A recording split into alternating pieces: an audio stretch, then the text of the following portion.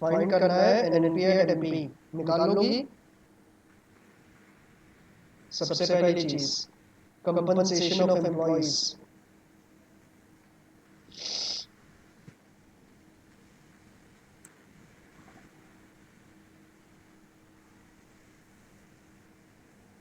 ₹250 crore।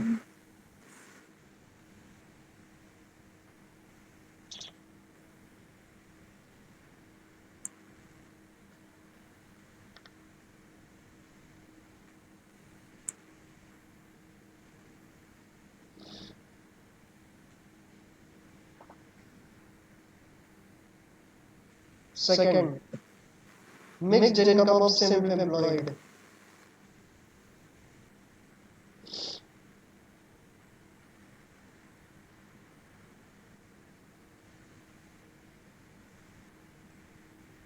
₹600 crore।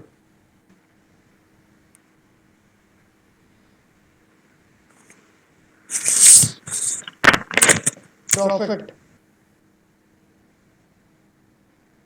80 crore. Rent 30 crore.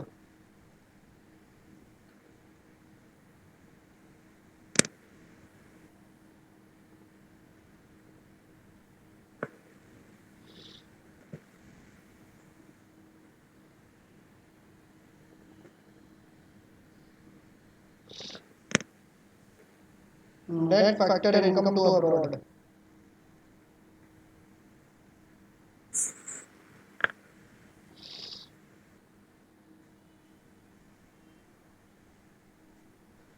-10 crore रुपए।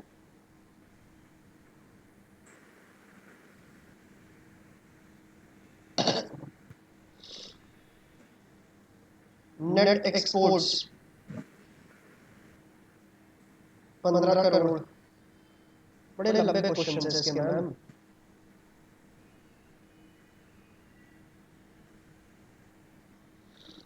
Consumption of fixed capital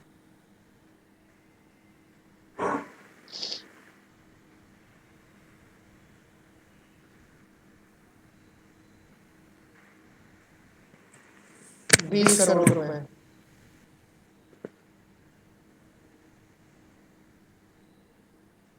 net indirect taxes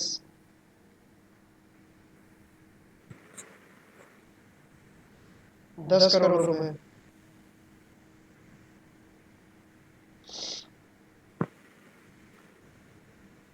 net current transfers to abroad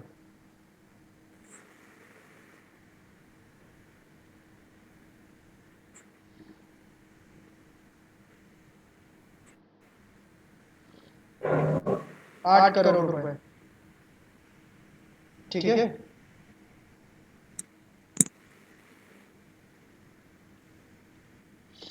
ये question करिए।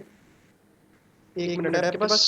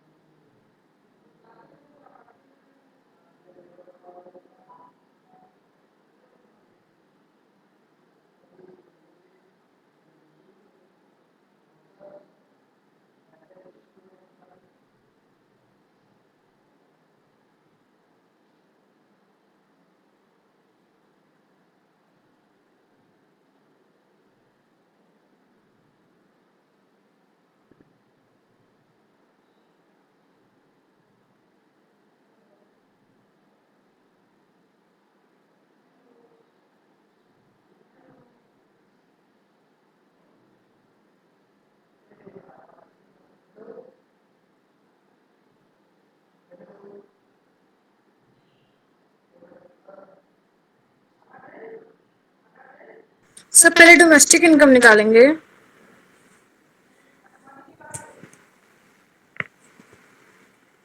Hello,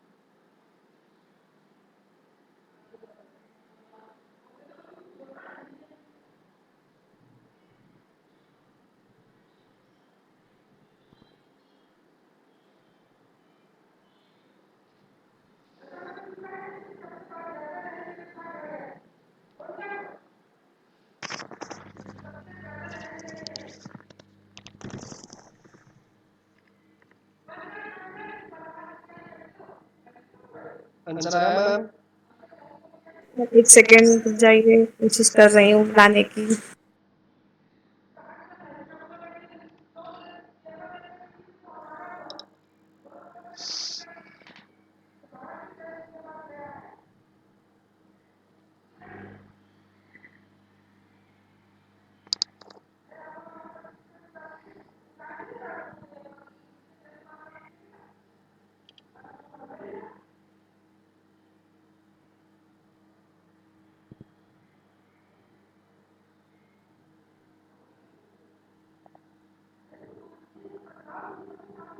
तो 950 करोड़ आ रहा,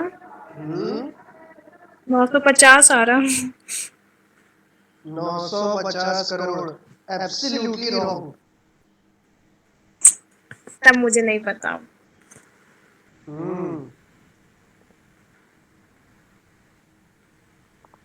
चलो सबसे पहले क्या करें? सबसे पहले हमें एनडीपीएफसी यानी डोमेस्टिक इनकम निकालना है। तो सब वो 950 आ रहा है कि नहीं, वो भी नहीं आ रहा। क्या वो कितना?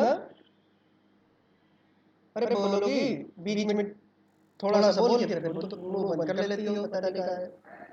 अब साफ साफ बताओ का तो एनडीपीएफसी 950 आ रहा है ना, नहीं आ रहा। आप पूछता गलत है। ठीक है, compensation of employees as it is दिया हुआ है, कोई दिक्कत नहीं। मिक्स्ड इनकम दी हुई है कि नहीं? हाँ सर। ये देखो सेकेंडरी दी हुई है। ये दोनों चीजें एज इट इज दी हुई हैं। हमें क्या करना है बस केवल और केवल जो आपका वैल्यू ऑफ आउटपुट है, वैल्यू ऑफ आउटपुट कह रहा हूँ, क्या था, ऑपरेटिंग सरप्लस, उसको निकाल लेते हैं। सर मैं मुझे पता चल गया मैंने क्या मिस्टेक की। एक सेकेंड एक सेकेंड।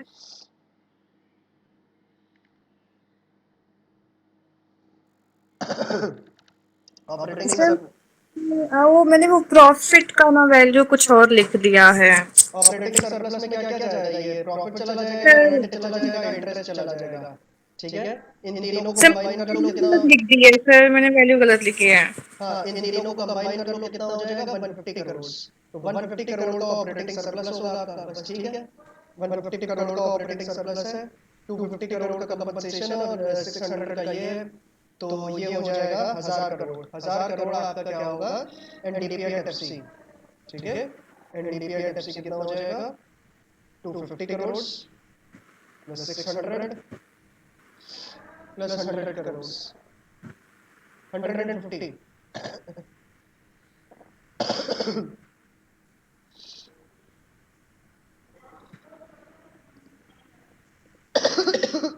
सेकेंड क्वेश्चन दिखा दीजिए। हाँ, अब उसके बाद हमें क्या करना है? ये हमने निकाला है एनडीपी एट एफसी, इससे बनाना है हमें आंसर में तो निकालना है एनएनपी एट पी। ठीक है, तो यस सर। कन्वर्जन यूज करना पड़ेगा। Sir NNP at NFI add होगा है ना? एनडीपी एट एफसी, डीपी को एनपी बनाना सर है, डीपी को एनपी बनाने के लिए एनएफआई ऐड होगा। और प्लस एनआईटी होगा। हाँ, क्या कह रही हो? और हाँ, और प्लस एफसी को एनआईटी, एमपी एनआईटी बनाने में बनाना होगा। एनआईटी ऐड होगा। हाँ बिल्कुल। तो मतलब मैं सही कर रही थी ना, बट मैंने वैल्यू गलत लिखी है, इसीलिए मेरा आंसर नहीं आ अरे रहा था। मैम, मैंने कहा था आप नींद में। नहीं सर नींद में नहीं है मुझे पता। फिर से मैंने गलत देख लिया। एनएफआईए क्या है? Factor income to abroad, factor income from abroad है।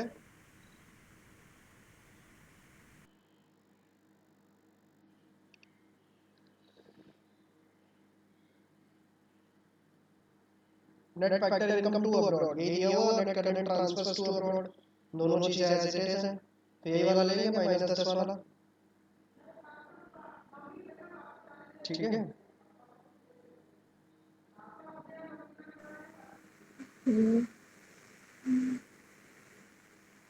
फैक्टर इनकम फ्रॉम अब्रॉड 0, और ये कितना दिया हुआ? माइनस, माइनस का 10, फैक्टर इनकम टू अब्रॉड। उसके बाद एनआईटी, एनआईटी के लिए क्या क्या दिया होगा आपको? इनडायरेक्ट टैक्सेस दे रखे होंगे। ठीक है।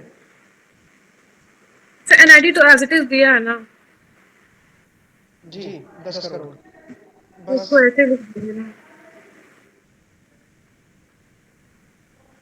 तो ये कितना हो जाएगा 1020 करोड़। ये आपका उत्तर है। क्लियर है।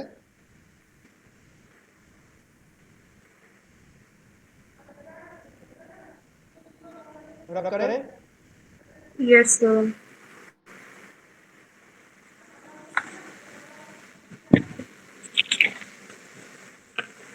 मैंने आपको बताया था ना इस सैटरडे और संडे भी आपकी क्लास रहेगी।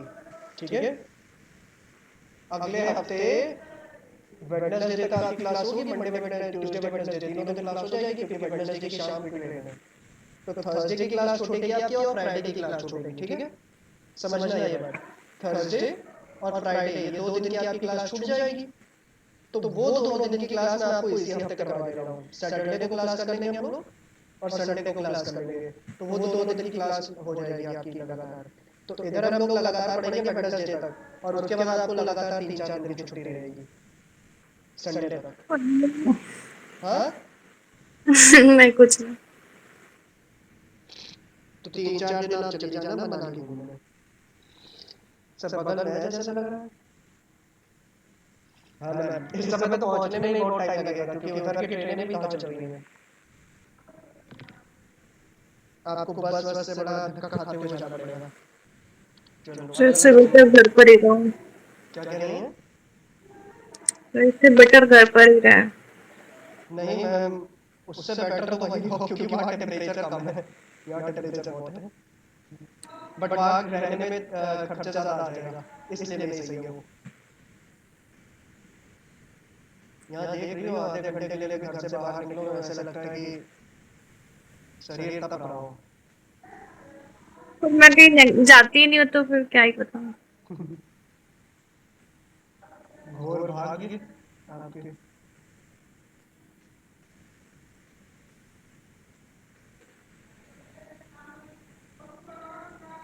आपको नेशनल इनकम निकालना है इसमें, NNP and FC profit 1000 crore,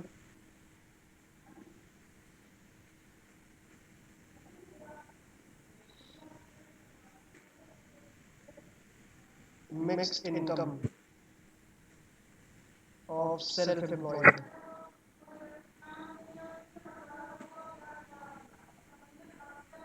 15,000 crore,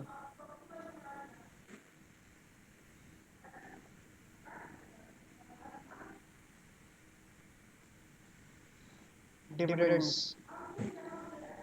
थोड़ा स्पेस दे दे के लिखिए, इतना छोटा सा लिखते हैं आप। हाँ राइटिंग गंदी है ना मैम, बहुत कूड़ा है हम जानते हैं, बहुत ही सड़ियल है। नहीं सर, राइटिंग नहीं, वो थोड़ा सा स्पेस दे दीजिए, लाइक अच्छा आप अच्छा बहुत। मैम, वो ब्लॉक लेटर्स में लिखें कि ऐसे ही चलेगा?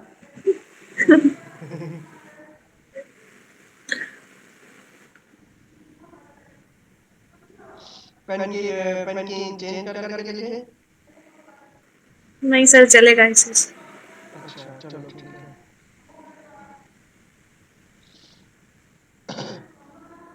Interest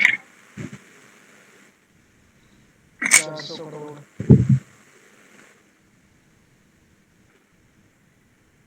compensation of employees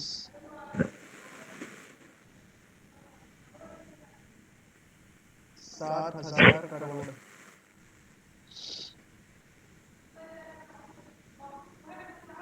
net factor income to abroad.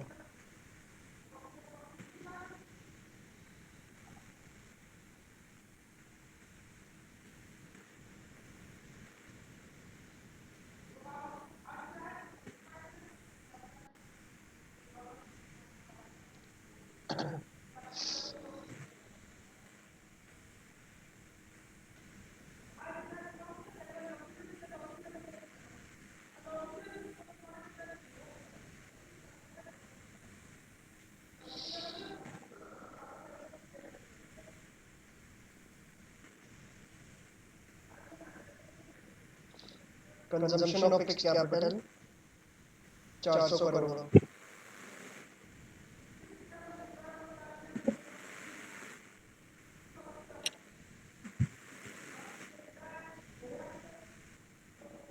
Net exports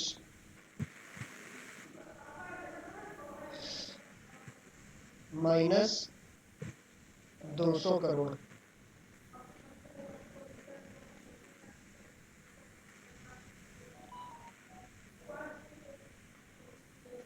net indirect taxes 800 crore.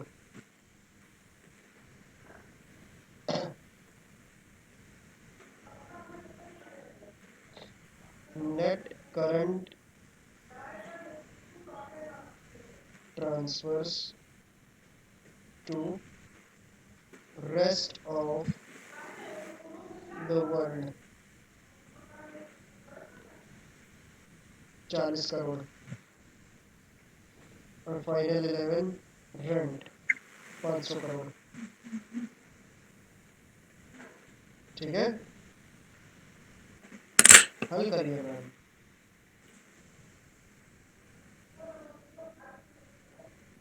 Sir एक के बाद ये क्वेश्चन हल करना, क्या यही हमारा जीवन है? हाँ मैम, यही आपका जीवन है। आपको क्या लगा और कुछ मिलेगा जीवन में? नहीं, बस यही है। एक के बाद एक न्यूमेरिकल्स लगाते रहो।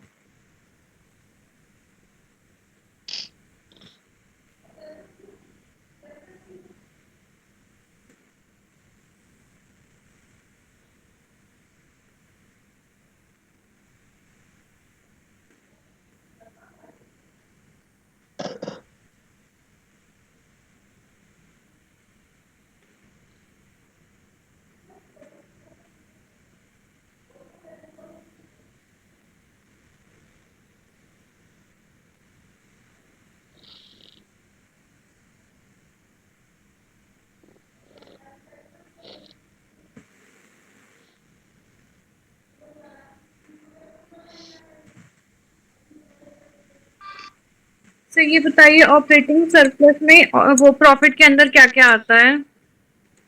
ऑपरेटिंग सरप्लस में रेंट, इंटरेस्ट, रॉयल्टी, प्रॉफिट, ये सब चीजें आती हैं। प्रॉफिट के अंदर वो एक तो कॉर्पोरेशन टैक्स, कॉर्पोरेशन हाँ, tax, dividend, undistributed profits.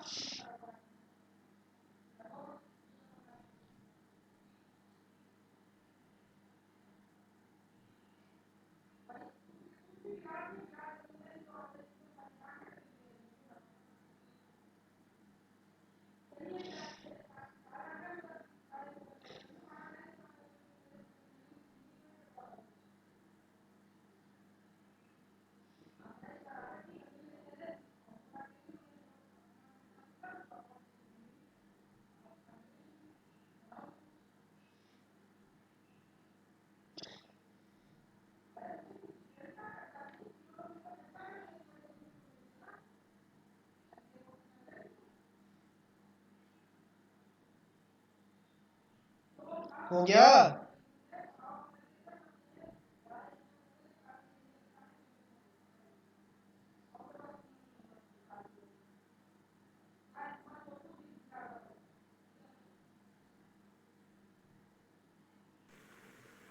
Sir NDPFC कितना आ रहा है? NDP sir at 28,300। कितना? सर मेरा आ रहा है 28,300। अरे बहुत गलत है। अरे हम नहीं करेंगे अब। Compensation of employees as it is कहाँ पे थी? कहीं लिखी थी, ये रही। और mixed income as it is. Sir रुकिए रुकिए एक सेकेंड। अब हमें क्या चाहिए? Operating surplus. ऑपरेटिंग सरप्लस कैसे निकलेगा? प्रॉफिट डिविडेंड इन सबको ऐड मारना पड़ेगा। ऑपरेटिंग सरप्लस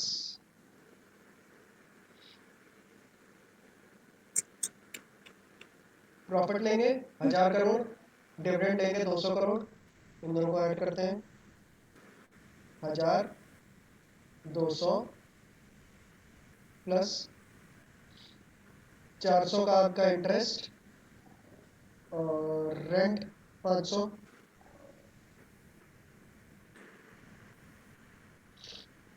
ठीक है।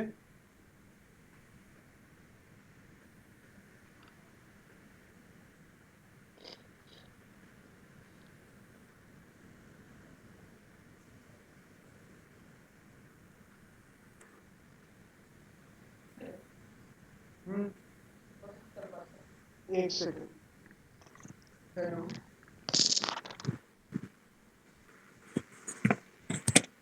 जी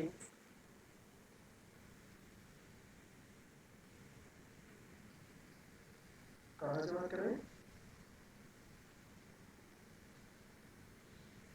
हाँ जी, पर मेरा क्लियर हो चुका है। पता नहीं कब की बात है ये।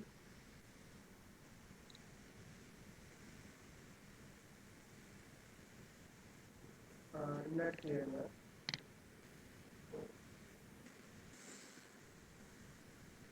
मैं असिस्टेंट प्रोफेसर।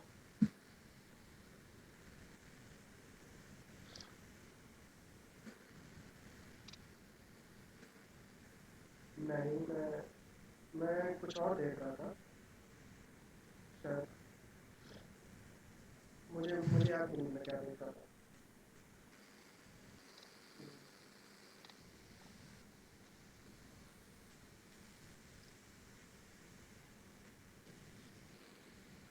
ओके ओके ठीक है।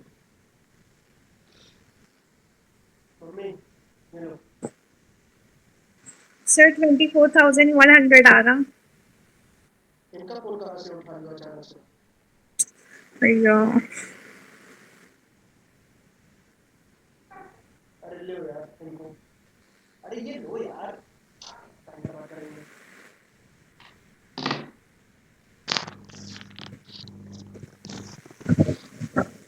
हेलो।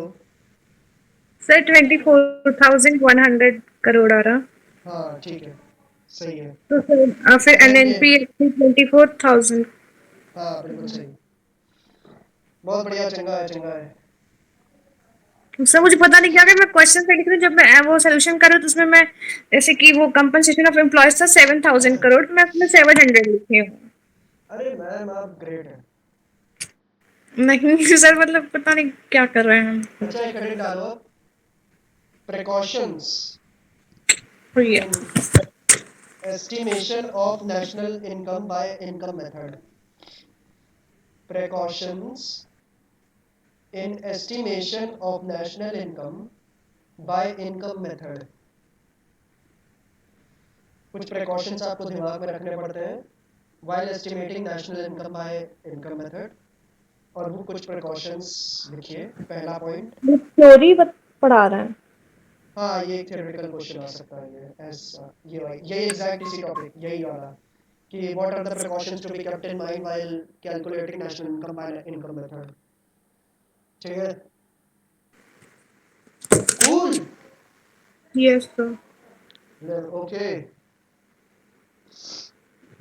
चलो पहला लिखो, only factor incomes are included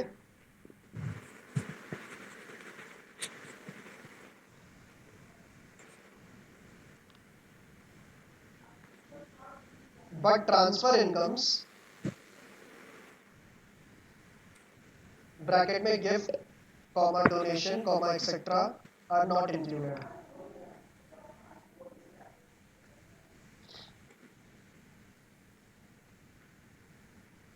So gift, donations और only factor incomes are included but transfer incomes bracket में gifts donations etcetera are not included. फिर स्कॉलरशिप भी नहीं आएगा, ओल्ड एज पेंशन भी नहीं आएगा, कुछ भी नहीं आएगा। You're absolutely right. I think this whole subject is created by you.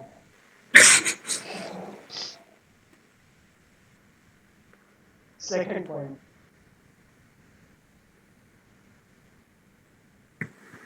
Imputed rent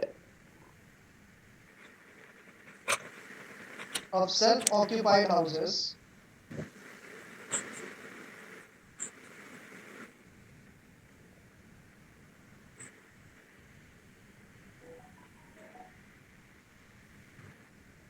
are also excluded.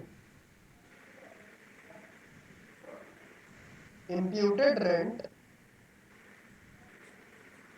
of self-occupied houses are also excluded.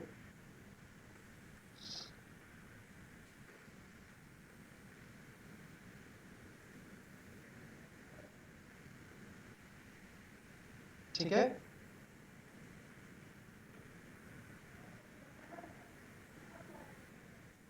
चलो थर्ड वाला, इम्प्यूटेड रेंट का मतलब समझ रहे हो ना, कि आपकी खुद की जमीन वो है, ठीक है? Yes, sir. आपकी खुद की जमीन है, तो अगर आप कोई भी बिजनेस अपनी खुद की जमीन पे लो करो तो खुद को ही रेंट थोड़ी दोगी, है ना? अपनी खुद की जमीन पे आप बिजनेस करो तो आप खुद को जमीन तो किराया थोड़ी दोगी।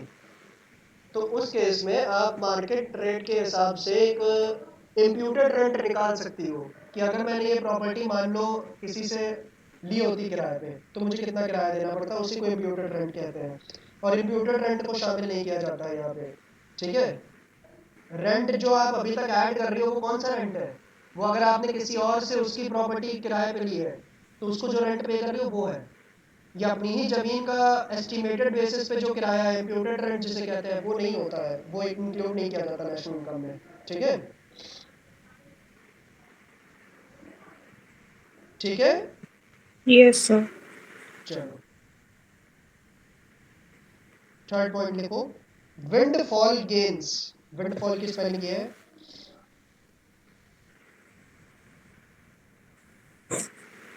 like lottery should not be included. So windfall, Windfall gains like lottery should not be included.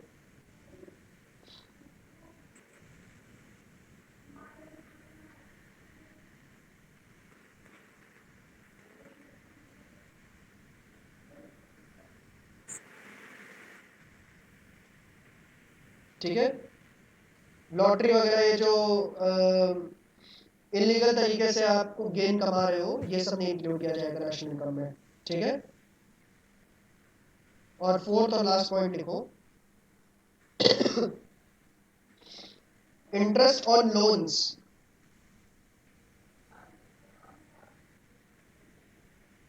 Taken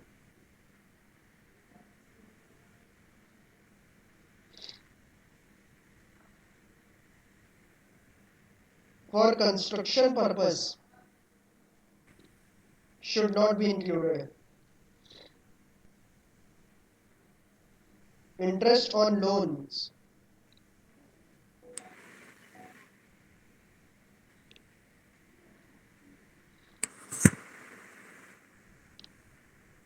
taken for construction purpose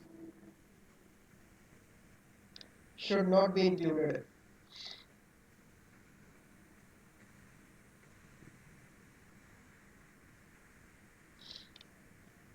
ठीक है?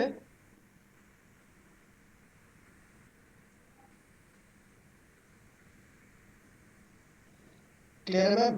कंस्ट्रक्शन पर्पस के लिए अगर आपने कोई इंटरेस्ट ऑन लोन लिया है तो एक तरीके से उधार पे पैसा लिया है, उसको यहाँ पे इंक्लूड नहीं किया जाएगा। ठीक है सरस? यस। बस फिर अब ये क्वेश्चन करो। बस इतने ही नहीं इंक्लूड होंगे बस? बस। हाँ, इन चीज़ों का आपको ध्यान रखना होता है। ठीक है, ट्रांसफर इनकम्स को नहीं इंक्लूड करना है, इम्प्यूटेड रेंट को इंक्लूड नहीं करना है, विंडफॉल गेन्स को इंक्लूड नहीं करना है, इंटरेस्ट ऑन लोन को नहीं यूज करना है, interest on loan taken for construction purpose को नहीं इंक्लूड करना है। सरस? तो मतलब सिर्फ इतने ही आएंगे और नहीं कुछ होगा? हाँ मैम, अब आपने बनाया हुआ सब्जेक्ट है, आपने आज तक बस यही 4 चीज़ें बनाई हैं, ये 4 चीज़ें इंक्लूड नहीं होंगी बस। उसके बाद आप कुछ इसमें अमेंडमेंट करेंगे, कुछ चेंजेस करेंगे, वो मैं पढ़ूंगा तो मैं आपको बताऊंगा। ठीक है, सिर्फ ये 4 चीज़ें हैं जो आपको इंक्लूड नहीं करनी है नेशनल इनकम में। ठीक है, एक क्या, पहला क्या, ट्रांसफर इनकम, दूसरा इम्प्यूटेड रेंट, तीसरा विंडफॉल गेन्स, चौथा interest on loan taken for construction purpose. ठीक है,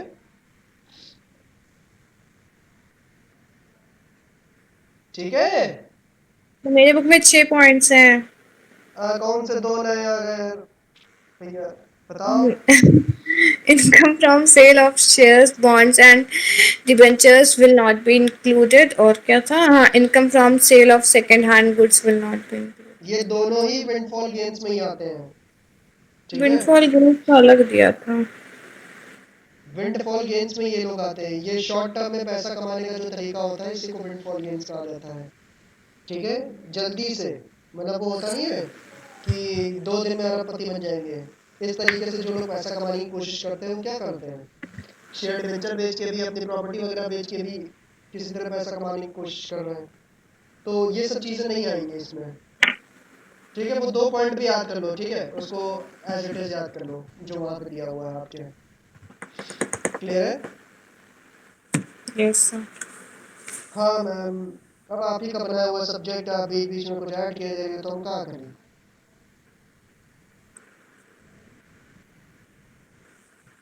नेट इनडायरेक्ट टैक्सेस,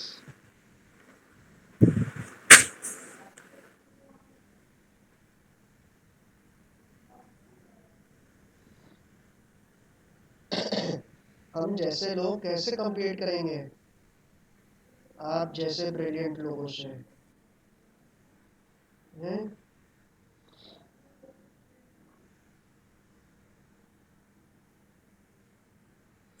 मैम आप ऐसा करो, 12th के बाद सीधे पीएचडी कर लो। अब कहाँ बीकॉम ग्रेजुएशन पोस्ट ग्रेजुएशन के चक्कर में पड़ी हो। 40 करोड़, ये क्वेश्चन करो।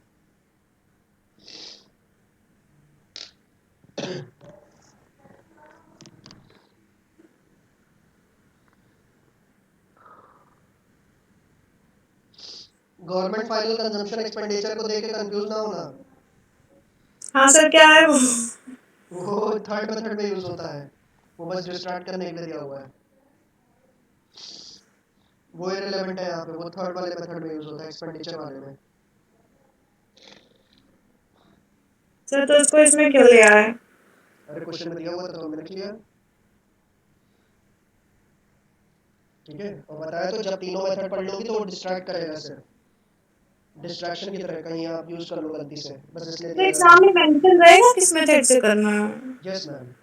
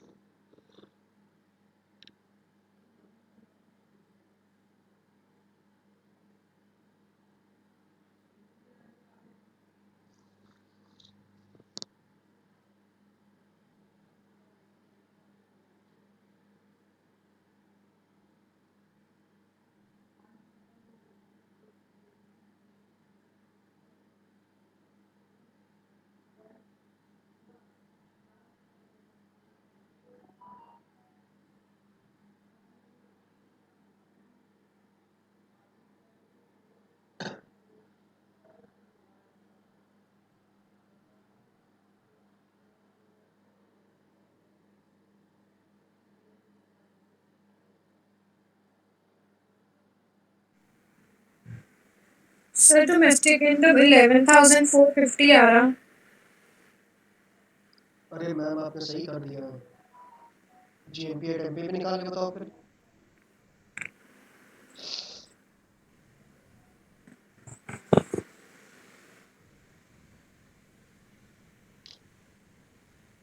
मैम आपको कोई आपत्ति तो नहीं है वेडनेसडे तक लगातार पढ़ते रहने में, रोज पढ़ाई करने में?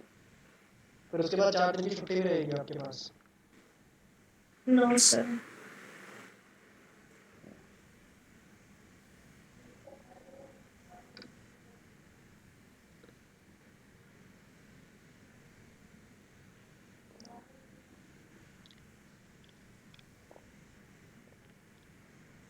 इतने में कोशिश करेंगे हम लोग वेडनेसडे तक नेशनल इनकम तो खत्म हो ही जाए, साथ ही साथ एक छोटा सा चैप्टर मैक्रो में और खत्म हो जाए।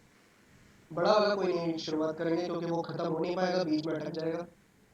बट एक छोटा चैप्टर है बजट करके, वो खत्म हो जाएगा, वो 2-3 क्लास का है बस।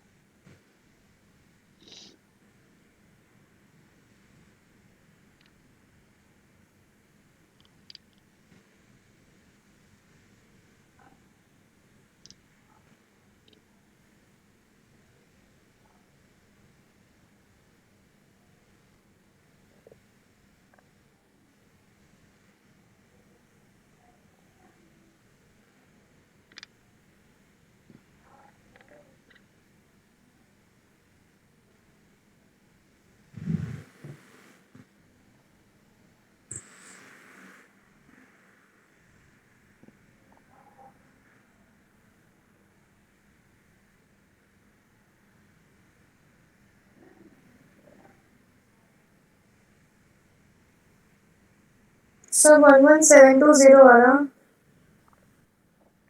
11720, एब्सोल्युटली राइट।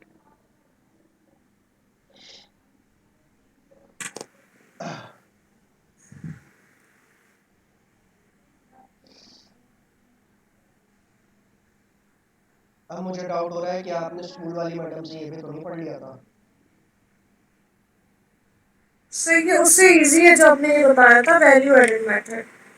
वैल्यू एडेड से इजी है। That's great. अरे मैम फिर आपके लिए तो सब इजी है।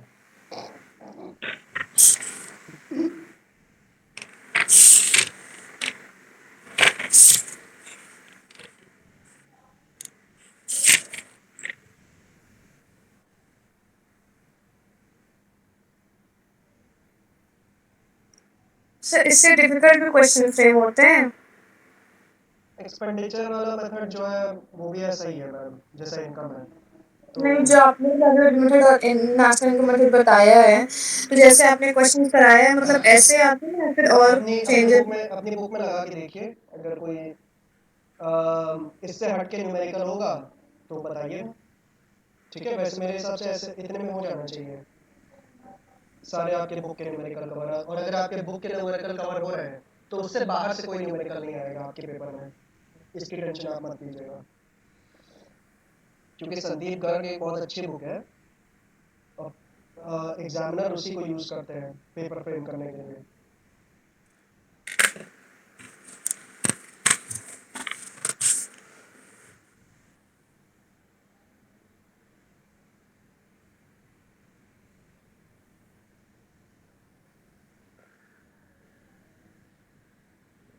वो तो 4 दिन की छुट्टी रहेगी, उसमें वही कर लेना, अपनी बुक से सारे न्यूमेरिकल लगा लेना तीनों मेथड के। या फिर इसी समय लगा, या फिर इसी बहुत समय। रिवाइज करना है मुझे। हाँ इससे बहुत सारा रिवीजन करना है। हाँ मैम करो, या फिर इसी समय लगा सकती हो, ऐसा कोई दिक्कत तो है नहीं, दिन भर तो खाली रहती होंगी। स्कूल की क्लासेस चल रही हैं क्या ऑनलाइन? सर कल से छुट्टियां हो गई। हाँ तो फिर ठीक है, खाली हूँ, अपनी बुक से भी लगा लीजिए। 2 मेथड तो हो ही गए। Yes sir. एक कल हो जाएगा 1,000 crore, fourth rent 600 crore,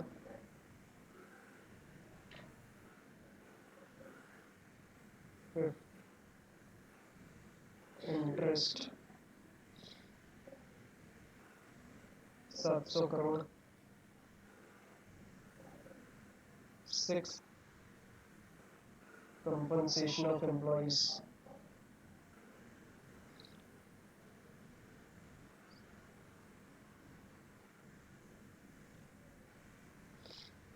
₹3,000 crore.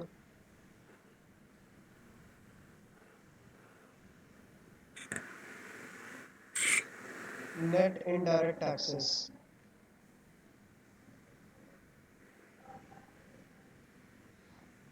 ₹500 crore.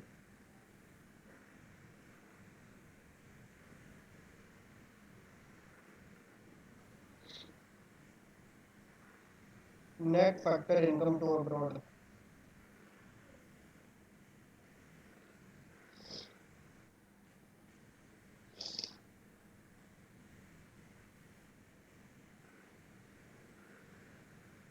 ₹60 crore.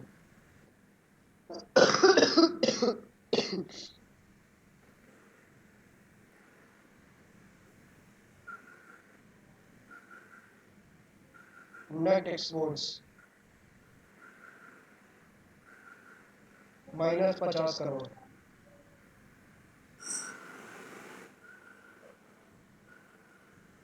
Net current transfers to abroad.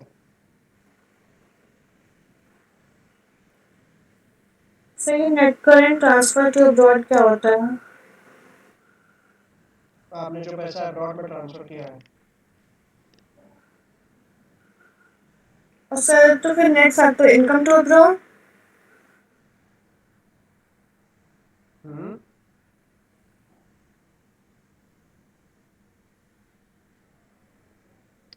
वो आपने किसी को इनकम भेजी है. बेसिकली वो एक आपकी क्या कहते हैं उसको, अरे कौन सी 2 तरीके की इनकम थी. वो आपकी फैक्टर इनकम होती है जो आप भेजती हो, किसी से आपने काम कराया है, ठीक है, उसके बदले आप उसको के पैसे दे रही हो. और ये ट्रांसफर पेमेंट है, ये बस ऐसे ही ट्रांसफर कर रही हो, ऐसा क्या. ठीक है. तो सर अभी जो आपने ये बताया net factor income to abroad और net current transfer to abroad, तो इन दोनों में क्या डिफरेंस था? इन दोनों में एक डिफरेंस है कि वो जो net factor income to abroad है वो एक फैक्टर पेमेंट है, फैक्टर इनकम है. और ये क्या है, ये ट्रांसफर पेमेंट या ट्रांसफर इनकम है, net current transfer to abroad. इसीलिए आप देख रही होंगी ये जितने भी न्यूमेरिकल अभी तक किए हैं इसमें कहीं इसका कोई रूल नहीं रहा है, क्योंकि मैंने आपको पहले ही बताया कि transfer payments transfer incomes are not included in national income. ठीक है. वो जो था उसके लिए आपने किसी से फॉरेन में से किसी से काम करवाया और उसके बदले उसको पैसे दिए हैं, इसीलिए वो फैक्टर इनकम है. और ये आपने फ्री ऑफ कॉस्ट किसी को फॉरेन में ट्रांसफर कर दिया है, तो इसीलिए ट्रांसफर इनकम है. सरस. Yes sir.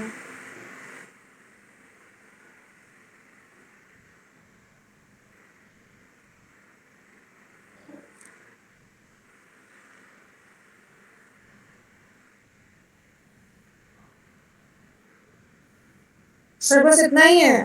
बस. और देखा कुछ. नहीं नहीं. लिख लिया ये. हाँ ये क्वेश्चन लिख लिया. क्वेश्चन लिख लिया ना. मैं आपके होमवर्क के क्वेश्चंस लिख देता हूँ. आज मेरी इच्छा है कि मैं आपको होमवर्क दूँ. क्या मैं दे सकता हूँ? ऑब्वियसली दे सकता हूँ, मुझे आपकी परमिशन की थोड़ी ज़रूरत है. सो तो आपने कल भी दिया था. हाँ मैम, आजकल रोज़ दे रहा हूँ ना. बहुत बुरा इंसान हूँ मैं. NNPATFC. सर जानते हैं आप, ये समय गर्मी चल रहा है, इस समय बस एसी चला के सोते रहो, सबसे अच्छा काम यही होता है. और आप यहाँ इकोनॉमिक्स का होमवर्क दे रहे हो. Compensation of employees.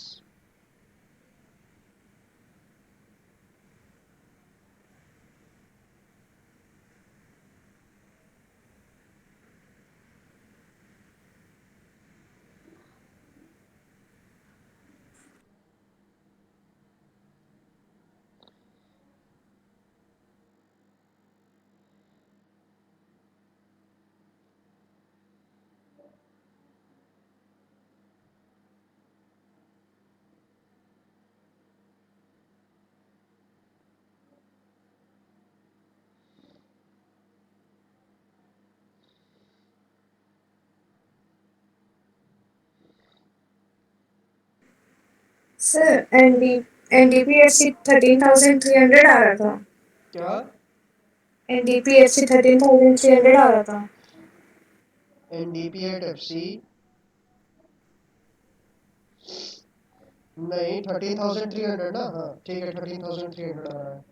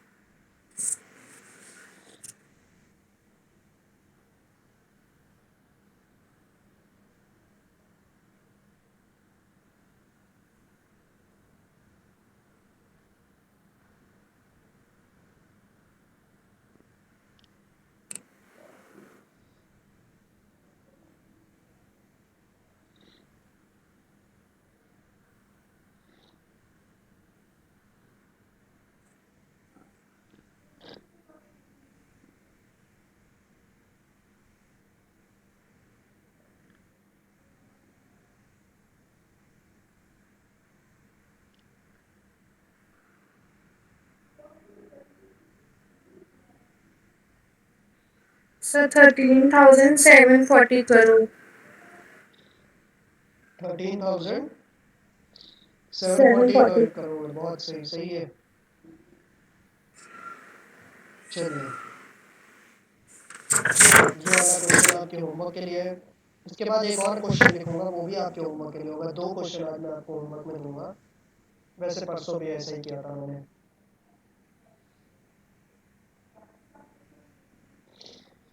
Net indirect taxes 300 crore.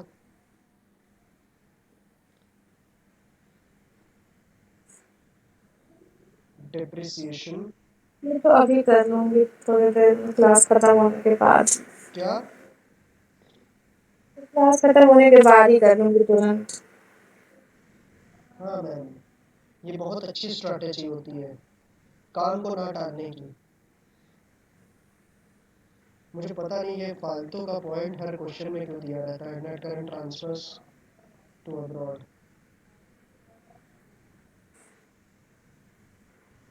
30 crore. ठीक है, आप इसको नोट कर रही हैं? Yes sir. कहाँ तक पहुँच गई? So the net factor income to abroad.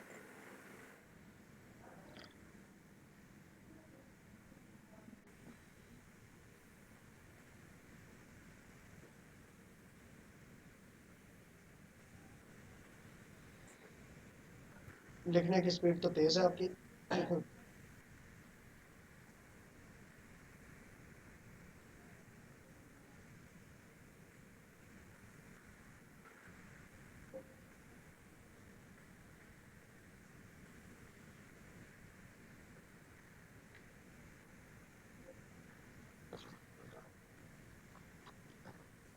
शुरू हो गया।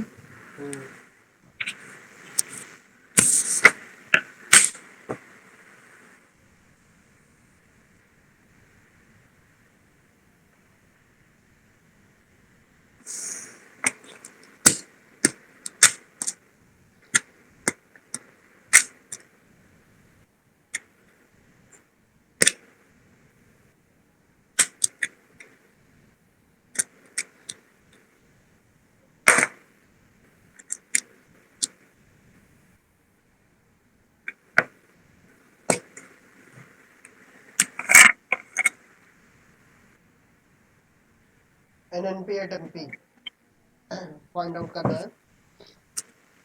पहला है पर्सनल टैक्सेस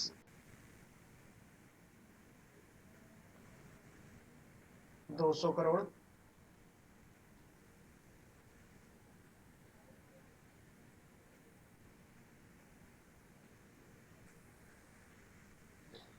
और personal taxes are not your indirect taxes, ठीक है।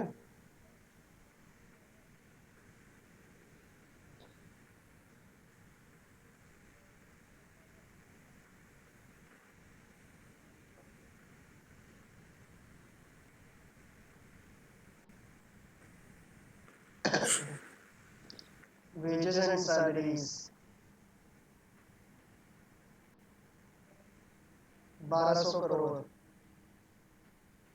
सर तो ये ऐड नहीं होगा ना ऊपर वो पर्सनल टैक्सेस? नहीं नहीं, ना ये कॉर्पोरेट टैक्स है ना इनडायरेक्ट टैक्स है।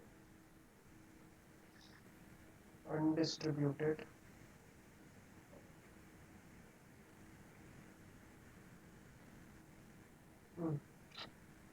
टैक्स लिख दिया। प्रॉफिट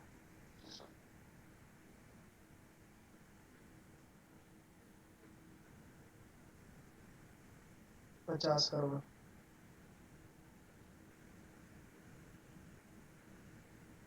तो जैसे आपने अनडिस्ट्रीब्यूटेड प्रॉफिट लिखा है तो मेरी बुक में वो रिटेन्ड अर्निंग्स लिखा है। वही बात होती है, सेम चीज। उसको रिजर्व एंड सरप्लस भी कहा जाता है, एक और नाम है सर क्या? Reserve and surplus. एक सेकंड में लिख लूँ, बाई चांस आ गया एग्जाम में तो बता। वही retained earnings, undistributed profit, reserve and surplus, सब एक ही चीज। 200 करोड़। अरे सर इतने सारे नेम्स क्यों होते हैं, एक रखो, इतना सारा रख देते हैं। क्या लिख नहीं नाम? सकता। हाँ। ऐसा थोड़ी होता है, हर किसी के बहुत सारे नाम होते हैं। आप ही के बहुत सारे नाम होंगे, घर का नाम अलग, स्कूल का नाम अलग, नहीं। इस तरीके से। 2000 करोड़।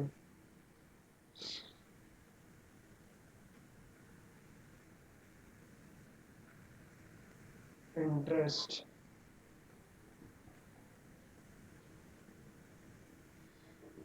400 करोड़।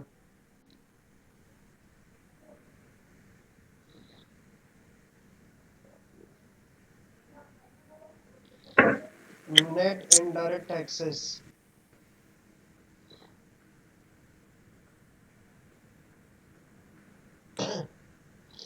300 करोड़।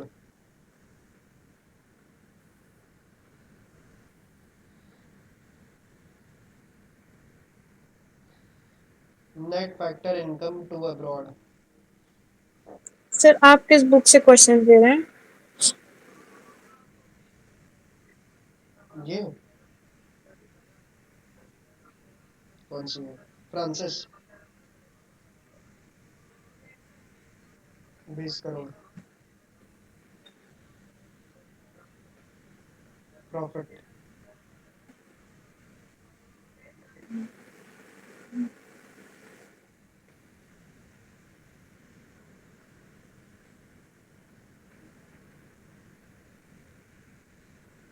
और इसमें से कुछ क्वेश्चंस आपके पास्ट ईयर के भी हैं। जैसे कि ये वाला क्वेश्चन बताऊं तो ये सीबीएसई 2016 का क्वेश्चन है, ठीक है। Yes sir. By employers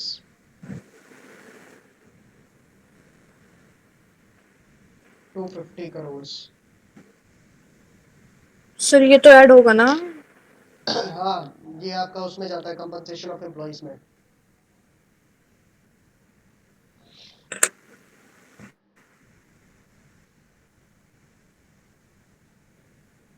compensation of employees में आप क्या क्या करोगे? वेजेस एंड सैलरीज लोगे, ये सोशल सिक्योरिटी लोगे,